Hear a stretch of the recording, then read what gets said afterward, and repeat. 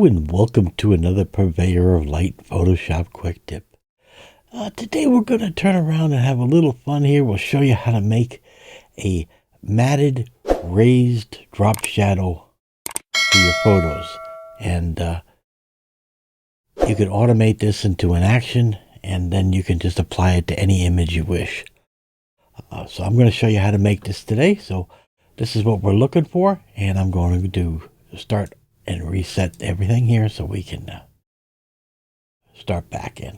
All right, so now we're back with the original image, and we want to turn around and do the raised matte effect with the drop shadow effect. It's a nice thing to do even when you're sharing photos online. Okay, so easy to do too. All right, so we're going to jump right in. First thing I need to do is I'll need to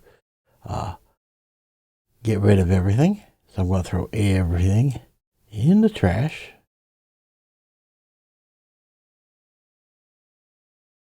And we are back now with just the background image. All right. So I'm going to duplicate the background layer, Command and Control J. And now I have a duplicate of the background layer. And I am going to then come up to Image and Canvas Size.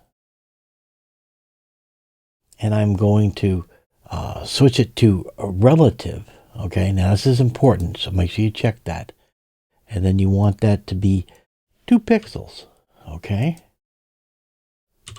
and we want that color to be black, so we're going to select a black. Okay, so 2 pixels wide, 2 pixels high, relative is checked, and we hit OK. That's step 1. It puts a very thin, pencil thin black line around the image.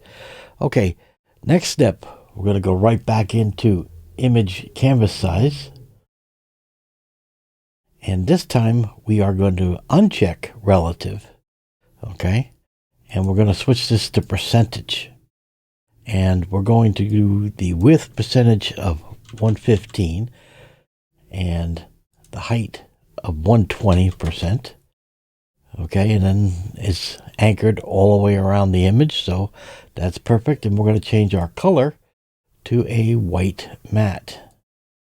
We select that, and so those are our dimensions, and we hit OK. And so therefore we have a nice matte, white matte around our image, and that's looking real good. And the last thing we need to do is do that drop shadow 3D effect.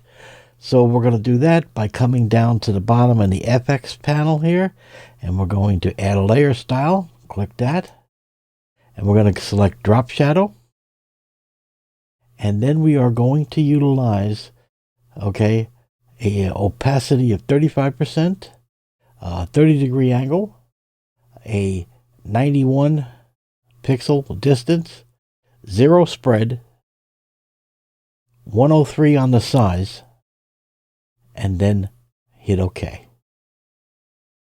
And we have that nice effect. So I turn this off. See, it's flattened there. And now our 3D effect, and we have our raised panel. I told you this is easy, simple to do. And what you can do is just repeat these steps and record it as an action. And then you'll be able to apply this same effect to any image in your library. All right? All right, guys. Till next week, you guys take care.